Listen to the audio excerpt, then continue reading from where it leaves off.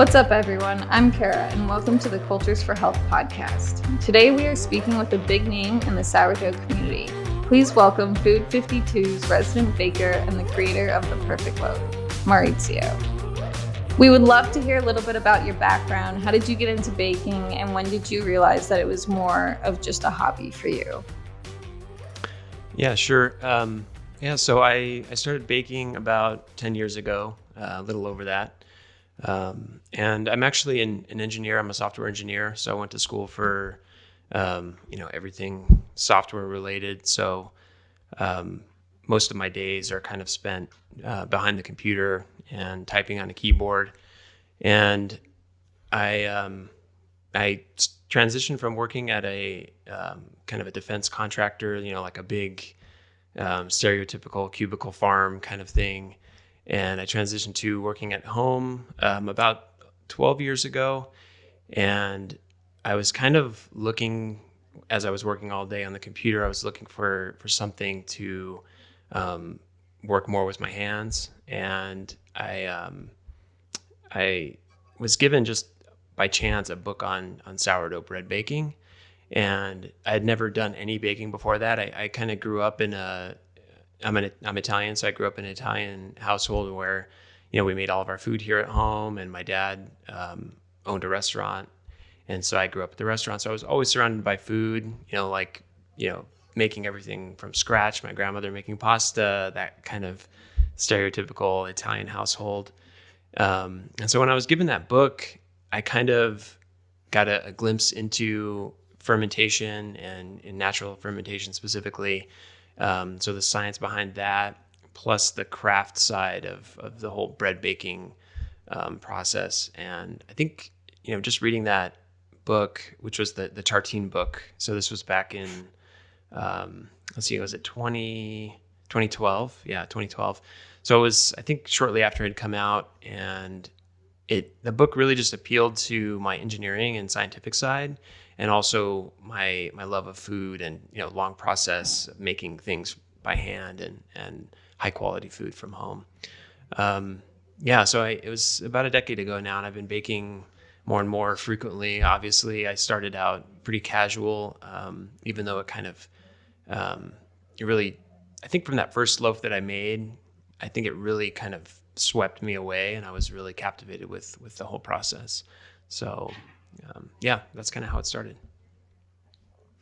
How successful was that first loaf? Did you find yourself kind of like staring at it like, ooh, this is not what I expected it to be? Or were you just like, wow, I did it, first try, so great? Yeah, it was actually not that bad. I was expecting it to be pretty bad. But I think, with sourdough specifically, you have to go through the process of kind of creating your own starter from the get-go. And so you're already kind of invested in it, because it took me a while to get it going, because I started baking in the winter, so everything was cold, fermentation was slow. Oh yeah. But I already had the starter going, and so honestly, I don't even if the loaf would have been a complete failure, which it wasn't, I think I would have still been enamored with the whole thing. I probably would have still kept going, but it was actually pretty good. It was really, really sour. It was like ultra sour, I can remember. But yeah, it was totally edible, and I loved it. Yeah.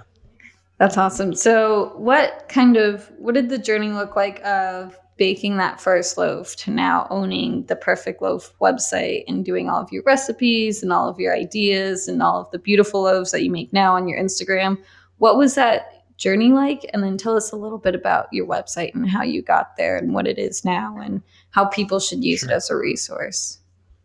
Yeah, sure. So, I started baking back then in 2012, and after reading the book, I bought a couple more books. And back then there really wasn't a lot of information online, at least. And, since I was a software engineer, I immediately looked online. I'm so connected to my computer, and I was looking for anybody out there that had gone through the same process and could offer tips. And there were a few sites that were really helpful back then, but there wasn't, I don't think there was something that helped me in the way that I see these problems, I guess. And I see kind of sourdough as a problem in a way, something to be solved and something to be kind of worked on, over time. And so I figured, well, if I'm doing this, there's got to be other people out there that are struggling with it too, and they need help. So I created, the Perfect Loaf in 2013, about a year after I started baking. And I was just wanting to share what I was doing at home and thinking, there might be a few people here and there that are interested in sourdough. I had no idea of the scope of how many bakers there were out there and who was looking for help. And it started off slow, just like any food website. I developed recipes. I wrote for it for years and years before I got any kind of attention or any traffic.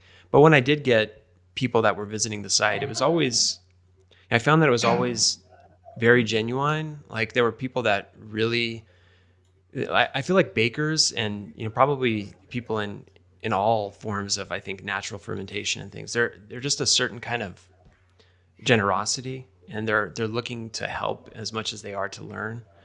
And, my whole thing with the Perfect Loaf is I was just trying to help others discover how amazing it is to make bread at home. It sounds kind of cheesy, but if you bake a loaf of bread at home, I think you understand like just how amazing the process is and how nourishing it is. And so, yeah, I created the site, and I just have been writing and writing and writing for it for, I guess almost 10 years now. Yeah. So next year will be 10 years that I've had the site. And it's evolved over the years. I think it's, definitely the audience has grown. There's been more people that have come. And I've kind of built out a little community for people to come and ask questions, and, hopefully I inspire them to try something new or a different technique or a different way of doing things. Yeah. So that's kind of been the journey so far. It's really awesome. I think you're definitely one of the people that kind of started that level of community. The fermentation community, it kind of like dipped a little, right? We kind of lost it in a generation or two, and now it's making its way back up. And so, like you were saying, 10 years ago, you really didn't see the resources that you see today. Right. And your website being one of them, building that sense of community, leaving a place, a forum for people to ask questions and try new things and different things. And just looking at your website now, your recipes are great. I love the way that you have the little like sidebar on it that has your time frames, and that's really nice because people can see how they fit that into their daily lives. So do you bake more on a commercial level? Do you bake more on like a home level? Like you work for Food 52, but do you do a lot at home? Do you do a lot at work? How do you balance that? Are there things that you do for yourself that you don't do at work? Can you tell us a little bit about your sourdough work-life balance, since it's also part of your career? Yeah. So I don't work in a bakery. I actually never have. I've taken classes, and I've done some I've taken classes, and I've taught some classes in a bakery setting. But I do everything here, from home. And I think at this point, though, I might consider my house almost a bakery, because I've got, a large bread oven. I've got a space dedicated to baking. I've got a lot of my mixing and everything is done in the kitchen. But, I think because I bake so often, pretty much every day, I've got something going in the kitchen. It might as well be considered a bakery. And I think the UPS guys, they're bringing 50-pound bags of flour and dropping them off. They're probably like, what's happening here at this house? Yeah, you got to leave them a loaf every so often. Right. Yeah, that's so true. Right on the porch. Yeah. Yeah. Wow. So and I think with natural fermentation, the timelines are so long. Granted, you're not really doing a lot during that time. It's just the dough kind of doing its thing and fermentation progressing. But because it's so long, I have it really just intertwined in my life. I'm used to creating my levain in the morning, or at night, or at the night before, and then mixing in the morning, and then baking the next morning. So I've got a good process for working it in, with family life and other job requirements. But I think it's really just intertwined with what I do. And my work at Food 52 is, along the same lines. I kind of develop recipes for them based on, ideas they have or ideas that I have, kind of a collaboration. And I do the same thing with King Arthur. And it's just great because I I get inspiration from food that I have, like maybe something I had as a child from my Italian heritage, or other bakers, super inspiring bakers that I communicate with on Instagram, or comments on my website or email. And so I try to work all these things into this one kind of cohesive baking life, I guess. So yeah, I hope that answers the question. Yeah. So you mentioned family. Is it hard incorporating baking and sourdough baking specifically into having a family? Like, how do you balance that? Do you bring your family into it, or is it something that's really kind of just you and your job? Yeah, I definitely bring my family into it. I wouldn't say my wife is so much interested in the process. She loves eating the bread, of course, but Of not the course. actual not the actual Yeah. making part. But my two my two sons, I do get them involved. They like to, they're 4 and 6 years old, so they're super interested in anything that's messy or that they can throw around. So I get them Play with dough involved, and balls. yeah, exactly. They love it. I mean, you mentioned having that timeline on my website, and I think that's one of the challenging things, and that's one of the areas that I focus on my website, is trying to give people schedules for working these long timelines kind of into their life, because I'm It's I'm hard. lucky. It's hard, and I'm lucky that I get to work from home, and not everybody. I mean, some people Right. may not consider that lucky. I mean, it depends on your workspace, but Right. not everybody's around to be able to go in the kitchen and fold the dough or shape the dough. Um, so I try to make it approachable for people so that they can work it around whatever their schedule might be.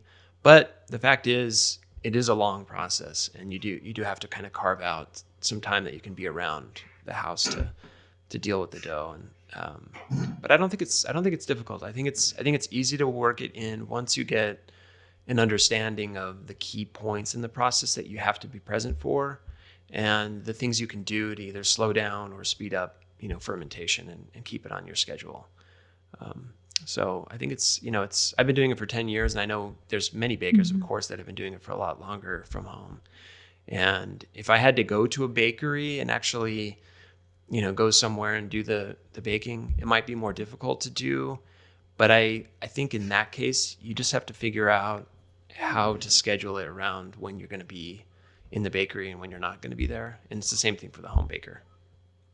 Yeah, for sure. So, taking a step back really quick, you mentioned developing recipes for Food 52 and Bob's Red Mill. Is that what you said?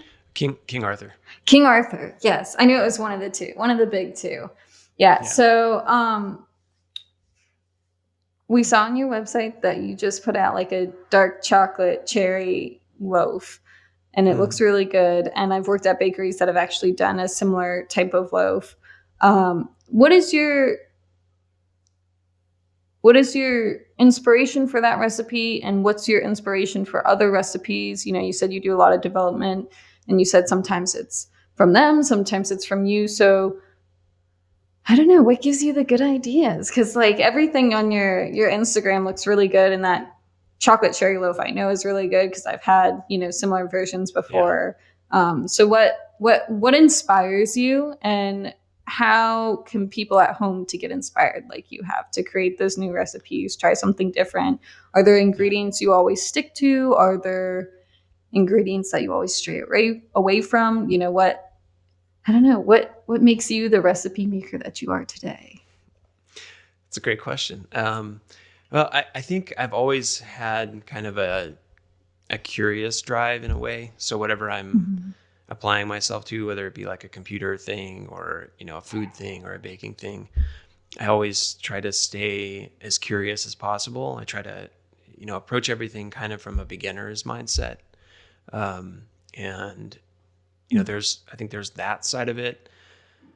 I think my Italian heritage and kind of the food that I grew up eating and, not necessarily find all the time here, it's like, local food or things that my mom, my dad, my grandma used to just make around the house. I think those are definitely sources of inspiration. And I think, with the way things are today, like, Instagram or Pinterest or YouTube or whatever, there's so many amazing people that do incredible stuff. I think it's hard not to be inspired constantly, right? You see people do, I see a lot of people do very savory loaves, which is something that I don't do a lot. Like I don't do a lot of sweet stuff, but I mean, I don't do things like, miso in the dough or, those kind of side of things.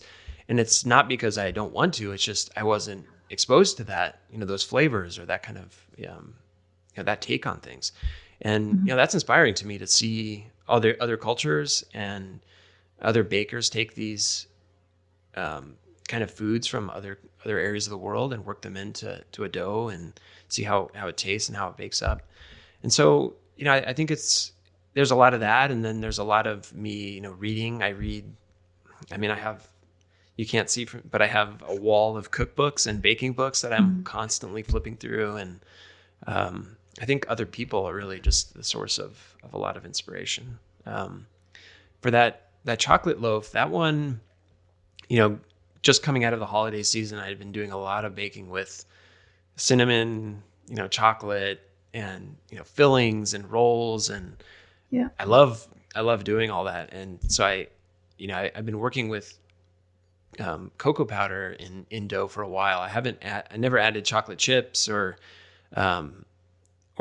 anything of that kind of. I usually reserve those things for like quick breads, like banana bread or that kind of thing. Right. And I've seen a few bakers do it. There's a couple on Instagram, and then I have one book from Thomas Chamelin from France, and his book has a chocolate take on sourdough, and it was really inspiring to me when I read that. I think I got it at the end of last year. And so I love tart cherries, and I figured, the chocolate with the cherry, I think that would be, it's a natural combination. I think that tastes great together.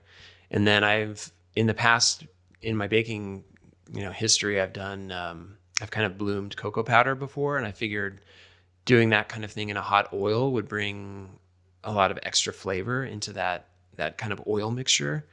And, working in the oil into a dough as any kind of fat that you work into a dough brings a lot of softness. And so I kind of, drew all these inspirations from different places in my experience and kind of put them all into one loaf. And, yeah, like you said, you've had it before. You've had a variant of a chocolate loaf, and it's more than just, putting chocolate in a quick bread. Like there's a level of flavor that natural fermentation brings to it that I think it's a dangerous bread to make if you're alone in a house. Like don't make that by yourself because you will eat the entire thing in one sitting. Yes, 100%. Yeah, I worked at a bakery that sold a chocolate cherry type of loaf, and it was always one of the ones that just like flew off the shelves. And so at the end of the day, bakers got to take home a loaf, and so we were really lucky if there was like a chocolate cherry loaf left on the shelves. Everybody's fighting for that one loaf, I can imagine. Yeah, especially during the season. It was one of our like holiday seasonal into the new year type of loaves, just right around this type of year. It's so good. So do you have for your recipes that you do, for people who are looking to kind of come up with their own recipes, they've looked on Instagram, they saw someone use polenta and they're looking to use polenta, but they don't see a recipe. What is your advice to people on approaching recipes, kind of coming up with their own? I really like on your website how you have your baker's percentages and you have your weights, because for a lot of us who are more advanced, we can just use our baker's percentages. But for people who, are just starting out, sometimes that's a little bit harder for them to figure out. And it's great that you have both. But is there a rule of thumb people should follow in kind of going in with that?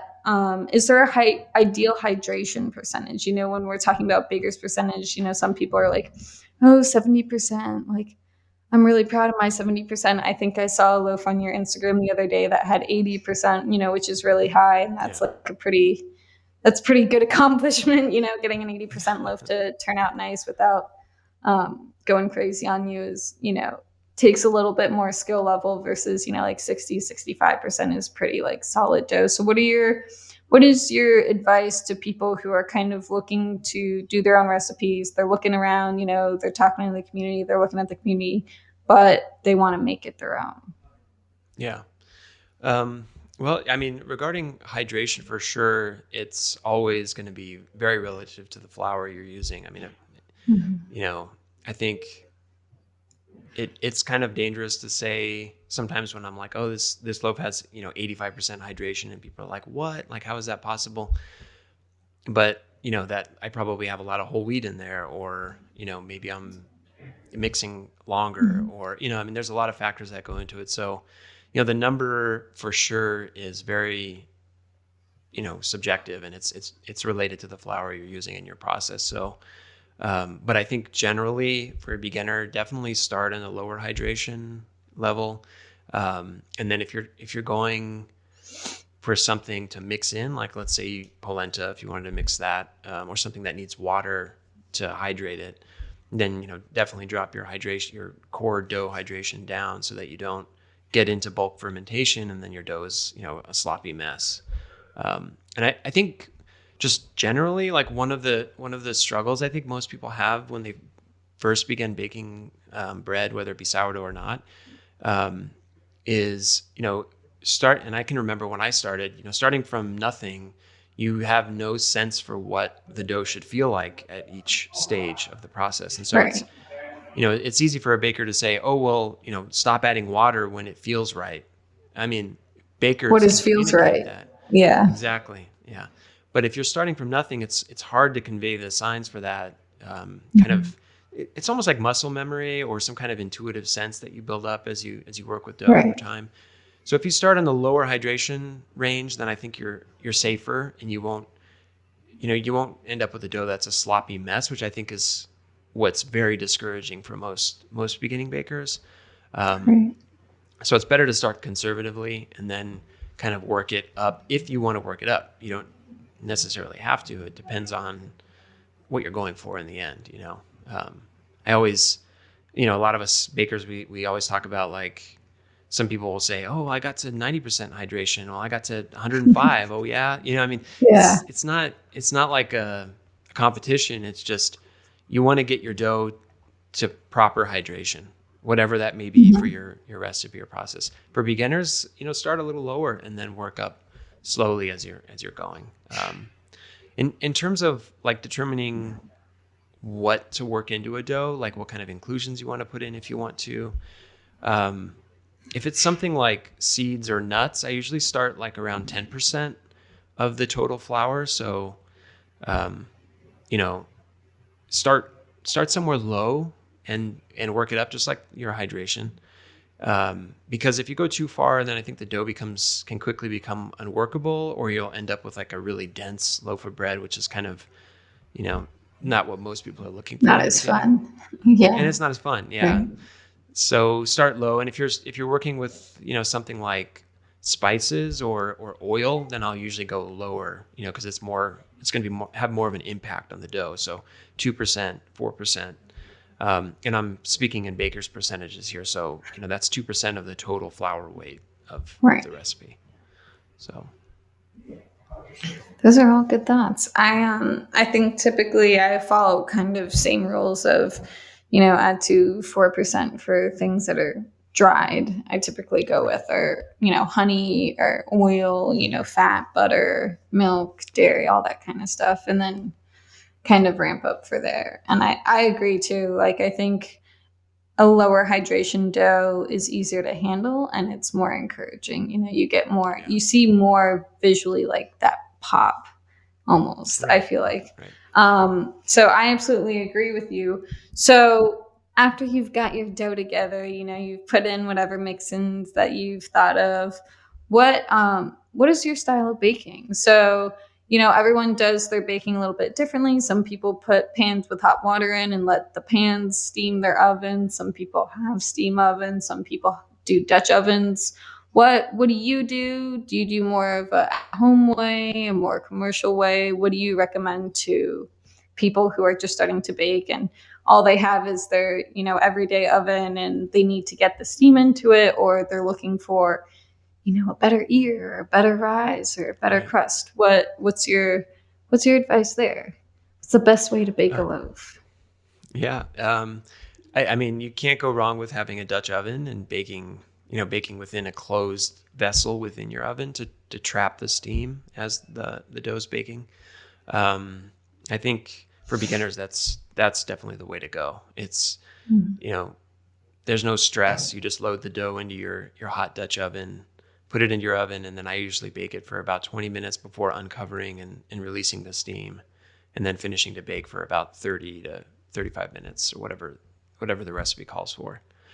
Um, the only kind of limitation there is the size of the vessel that you're baking in. So if your pot is a small round one, then you can only bake round loaves. Um, there are specialty pans and pots on the market now that you can buy, like the Challenger pan that is more oblong. It's almost a rectangle, so you can bake Mhm. like a batard or an oval loaf in there if you want. Right. Um, and so I mean, I think for beginners, that's absolutely the way to go. Um, After that, if you want to start branching out into baking things like baguettes or a fougasse or anything kind of ornately or uniquely shaped, I usually like to do, two pans in the bottom of my oven. I usually put like culinary grade lava rocks in there and throw some ice in there when I load my dough. And then the other Mhm. pan, I usually roll up some towels that are drenched in hot water, and put that in there as well.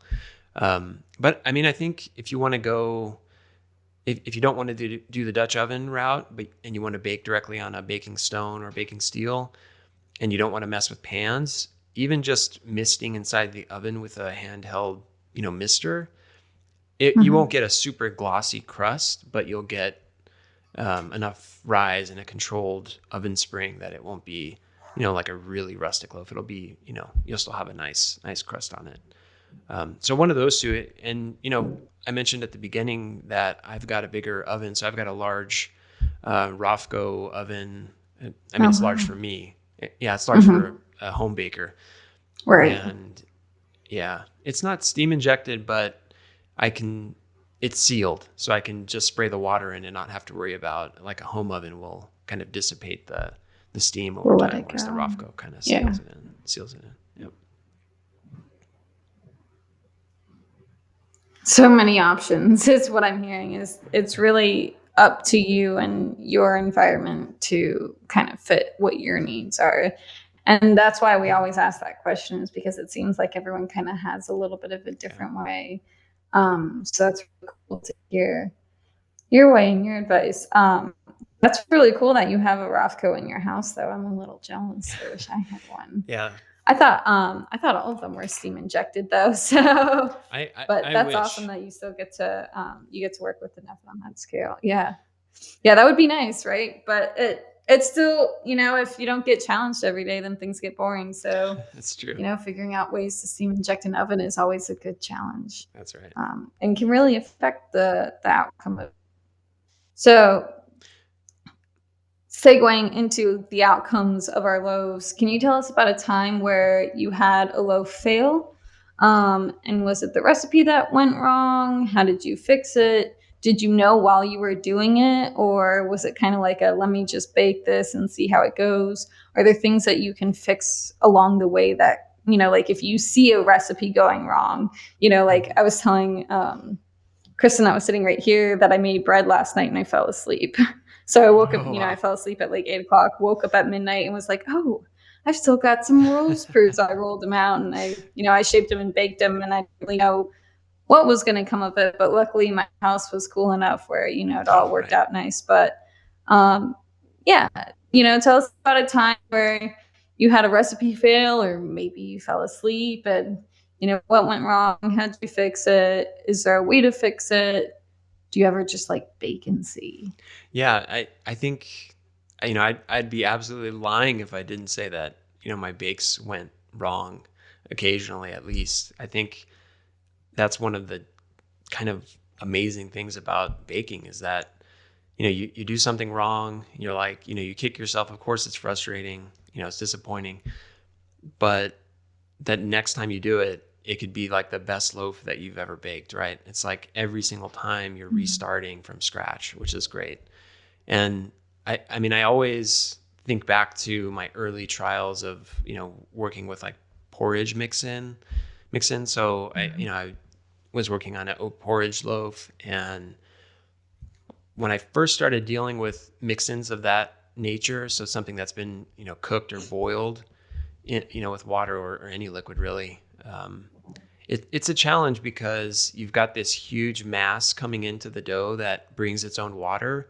And it's always a question of like, how much is that water going to be released back into the dough? And so, yeah, I had a hard time in the beginning trying to figure out the right hydration of the dough so that so the loaf wasn't underhydrated in the end or became a super sloppy, unmanageable mess by the time I was shaping. So that one, I think I still have kind of PTSD from. Occasionally when I'm mixing it, I'll remember back to how many trials I had to go through to kind of nail that. But, recently, I've had accidents, I guess, like you said, where I have dough proofing and I'll totally forget about it because, I have to pick my kids up from school and, something happened or whatever. But I think, another one of the great things about baking is that the longer you do it, the more you kind of build up this intuitive, like problem solving system. You figure out, like you said, you rolled out your dough and it was cool in your house. So it actually wasn't that bad in the end because, fermentation was slowed. And I think you intuitively begin to problem solve, right there in the moment. And I think that's what makes a successful baker in the end is that they, if I have to go out, I might say, oh, I'm not going to be back for 3 hours. I better, chill my dough down or do whatever I can. And then I get home and let's say it's overproofed. Okay, well, I might have to do might shape it tighter, do a second shaping in the morning or whatever it may be, or less steam in the oven to prevent the loaf from spreading too much, a lighter score, so that it doesn't kind of collapse in the oven. So there's always kind of a remedy. Yeah. And believe me, I've had a lot of those where it just kind of collapses. Just flattens. Yeah. Yeah. We all have. Yeah. We have. And I think in the end, even though those kind of accidents happen, it's still an enjoyable loaf. You can still eat it. It's not like it's going to be inedible. Sure. Yeah. Mm-hmm. So yeah. So, I mean, there's always troubleshooting at hand being a baker because the conditions are not so set day to day that you can just kind of, plug it in and go. It's like there's hundreds of adjustments that are happening continuously. And part of the job of the baker or even the home baker is to learn how to make those small adjustments, to make sure that your loaf is the best it can be in the end. Which is what makes it so fun and keeps it so exciting for 10 plus years. You're talking about how you come from science and you really love bread baking because of the science. I got in it for the same reason. I got into cooking and baking and it just wasn't enough for me. Like just, I started with yeast rays and then I got into sourdoughs in college and did my college thesis on sourdough starter. And bread is just super sciencey and super involved. And it takes a level of intuition that you have to develop. But I think it's also really nice because there's people like you out there who've posted their level of intuition on their websites and who are doing who are creating good products, good recipes out there. So actually, when I was rolling my rolls last night, I did a little finger test because it's been a really long time since I've done any serious shaping, and I wanted to see how uniform all the tautness on my little rolls were. So it's interesting how involved it can really get if you really want to, take that deep dive. And once you take that deep dive too, then you can start thinking about your own recipes and your own product development of I like to stick around 70% hydration when I'm making this kind of loaf and that works for me. And so then you kind of just start knowing and then you can kind of start developing on your own. So do you have any advice to people getting to that level of developing that level of intuition besides just, grin and bear it, put the time and put the years in and eventually you'll get there, I don't know, is there anything that we can, automatically stray away from, or anything that's like, yes, like this really helped me learn, reading is obviously great, but anything else that you can throw in? Yeah.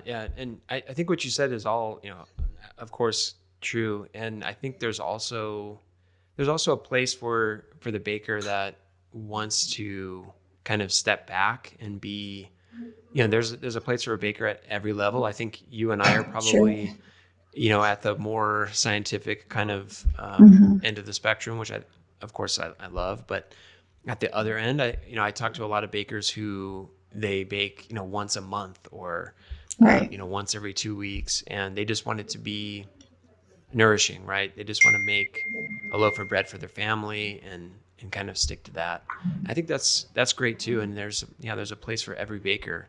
Um, but for those bakers that want to kind of develop like a deeper understanding, I think, anybody starting out, I always recommend that they start with one recipe and just stick to that one for a while, because there's too many changing variables with bread, temperature, hydration, the flour changing, your starter changes day to day. So if you stick to one recipe and you just bake that for a while, I think that right there is my single biggest recommendation. It's hard to do that, especially for me. I always It want to is, be, yeah. You get tinkering. excited. Yeah. Exactly. Yeah. So I always say that, and then that another thing that goes along with that is it can help if you stay with the same flour for a while too. So if you're using, King Arthur, Bob's, a local miller's flour, whatever flour you're using, just stay with that for a while with that same recipe, because like I said, flour, it's not a static ingredient. So, things are going to change there. And so just lock those variables down. And then from there, the only two other big recommendations I have are, if you can use a scale for measuring everything, like we were talking about in the beginning, weighing everything Mhm. is so Definitely. paramount. Yeah. Yeah. And then the second one would be, pay attention to the temperature your dough's at, your kitchen. Um, Temperature regulates fermentation. So if it's cold, that's probably why your dough is moving slowly or your starter's sluggish. And, if you live somewhere where it's, in the tropics, then you have the other side of the problems. Things move too quickly and fermentation is usually out of control. So, yeah, those are my four, I guess my top four recommendations for Those are baking. really good ones. Yeah, those are really good ones. I think you hit something on consistency is key, because I think what we do too often is we try to like, oh, I did this recipe and I didn't get the result I wanted, so I'm going to try a different one, and then like I didn't get the result I wanted, but I have no idea why now, because I changed my hydration, I Yeah, changed my flour type, I changed my inclusions, I changed. It's hard to know what's going right and what's going wrong when you don't keep your variables consistent, like your flour right. type, right? Even from different millers, right? Like Bob's Red Mill versus King Arthur hmm, or Arrowhead, thank you. maybe Yes, those. King Yeah. Arthur. I don't know why I keep blanking on King Arthur today. They're like, yeah, they're stable. But even differences between those two companies, they're going to have different protein contents. They're going to have different hydrations just within the flours based on milling times, all of that kind of thing. So I think you're right that the more consistent you keep a bake until you figure it out, that bake is really how you're going to build that intuition of like, oh, it just needs a little bit more Exactly. kneading, it needs 2 more minutes of kneading, or it needs 2 more minutes of steam, or any of those kinds of things. So great advice. Thank you. Yeah. Thank you for sharing that. Thanks for tuning in to part 1 of this episode. Make sure you subscribe so you can catch part 2 with Maurizio, where we hear a little bit about his favorite sourdough recipe. If you're interested in making your very own sourdough at home, Cultures for Health has everything you need to get started. Use the code CFH Podcast to get 25% off. Subscribe to our podcast to stay in the loop with all things fermented and cultured foods. See you next time.